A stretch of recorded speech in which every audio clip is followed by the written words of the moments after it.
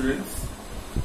Yesterday we solved few exercises, questions of exercise 6D, and today we are going to continue the same exercise. Few more questions are left that we will try to finish today.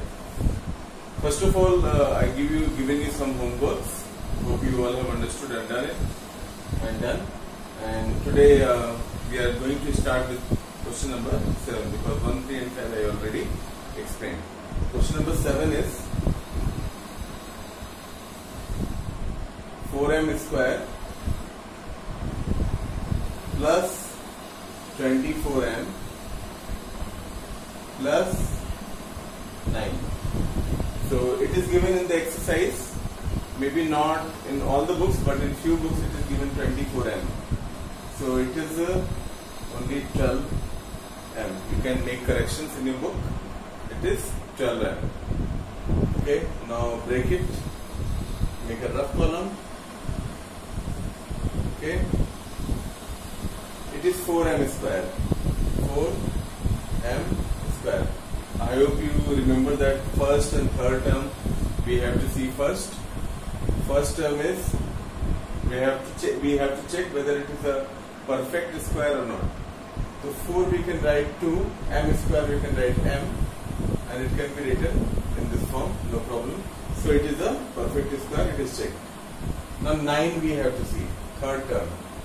9 you know well that it is the square of 3, we know already. So third term is also square.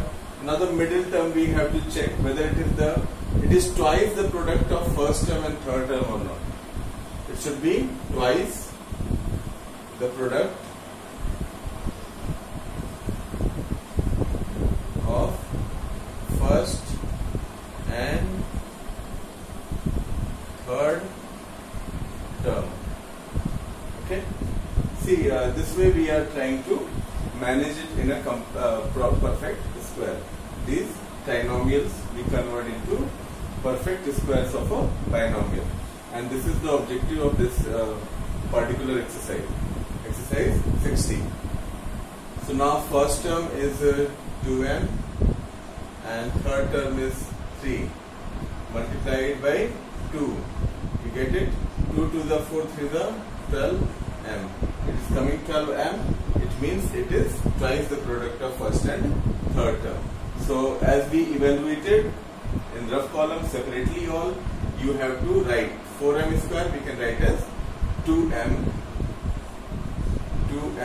ka whole square plus this middle term we can write as 2 into 2m into 3. 2 into 2m into 3 plus 9 3 ka square. Okay. So it is in the form of a square plus 2ab into b square plus b square. So this we know that it is a plus b ka whole square, means first term and third term ka whole square. Okay, this is the answer. What else you can conclude from this solution? See, one thing we can see very clearly is the middle term is always the multiplication of first term and third term multiplied by 2. So this you always remember in mind that we are going to apply in the next questions. Okay? So these two keep in mind always. Understood? Now next question is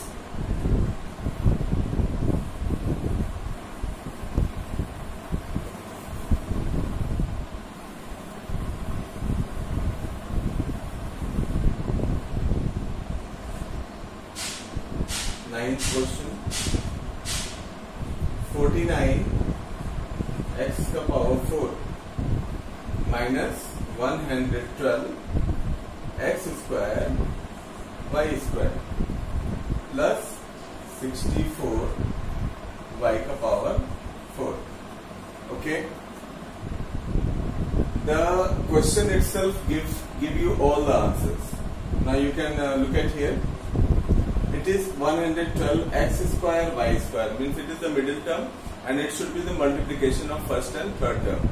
So we know clearly that first term will be x square somewhere and third term will be y square. Okay. So this 2 is clear. Now 49 is the perfect square of 7 and 64 is the perfect square of 8. 8 is the 64. 7 7 is the 49. Okay.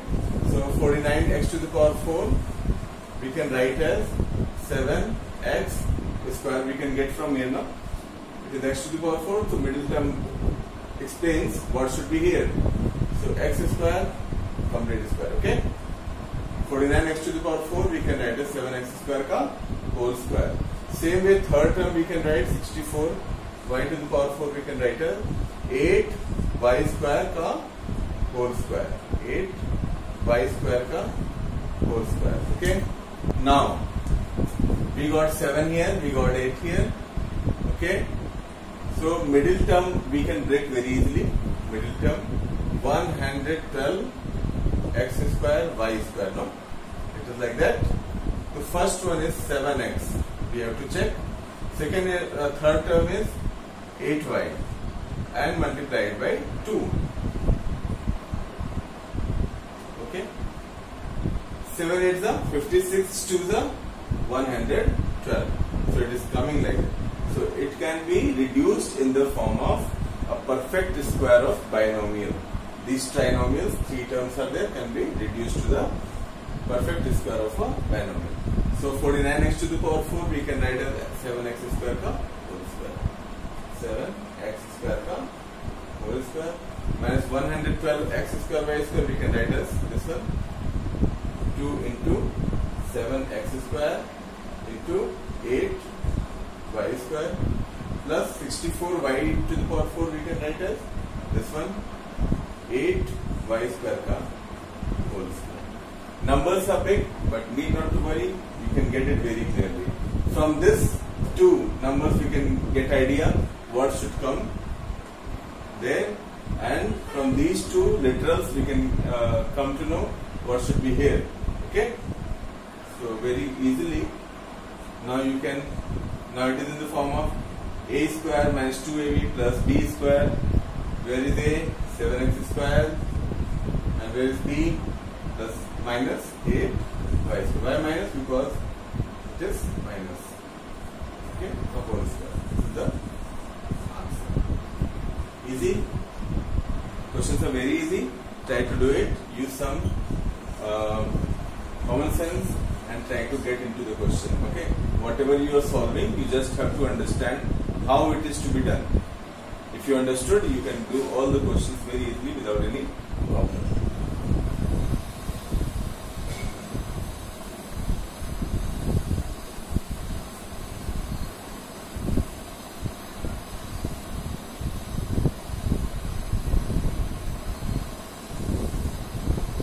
Since it is a video interaction, we are making videos and sending you all.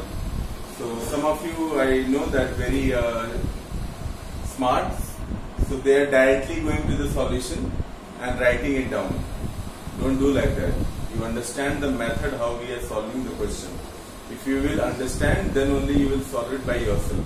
If you are only looking for the answers or solution for a particular question, you will not get anything. So it is very important. You have to be the part of the explanation. Then the questions by yourself you can solve. So 11th question you can see, x square upon 9y square minus 2 by 5 plus y square upon 25 x square. Now if we will break into a perfect square this first term and third term, we will easily understand what will be there in the middle term. So let us break the first term and third term, and then we will understand what should be here. So let us see.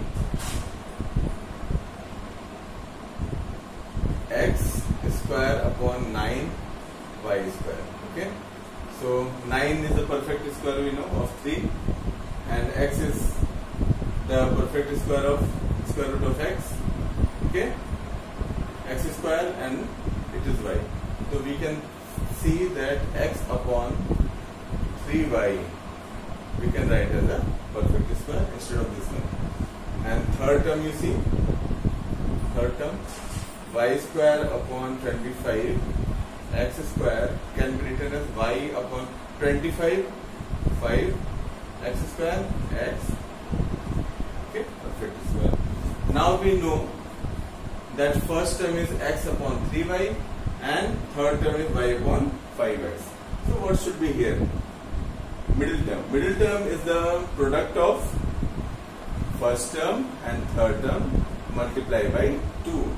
First term you see x upon 3y and third term you see y upon 5x multiplied by 2.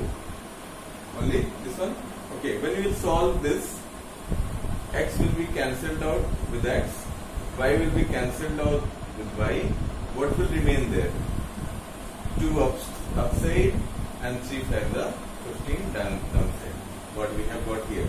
Okay, so this we can write as 2 into first term x upon 3y into y upon 5x, the third term. Okay, so instead of this we can write x upon 3y whole square minus this we can write as this one 2 into x upon 3y into y upon 5x, first term third term, okay, plus y upon 5x.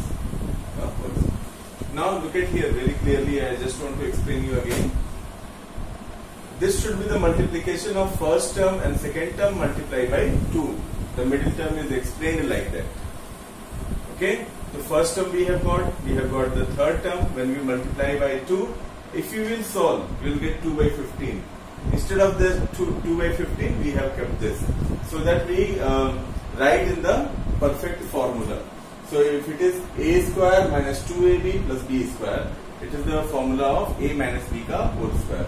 A is the first term, x upon 3y minus y upon 5x is the third term, the whole square. This is the answer. So hope you understood. Today I'll give you some more questions to solve it by self, and ask me if you have any problem. Question number 6, up to 6 I have given, 2, 4, 6. Now question number 8, 10, 12, 13. Okay. 8, 10, 12, 13, 14 and 15. Today I have given 1, 2, 3, 4, 5 questions for you. So solve it in homework copy, and if you have any problem you can ask me in the comment section. I will explain that on the board on my YouTube channel. Okay. So hope you have understood everything. Try to solve the other questions which I have given you. Thank you.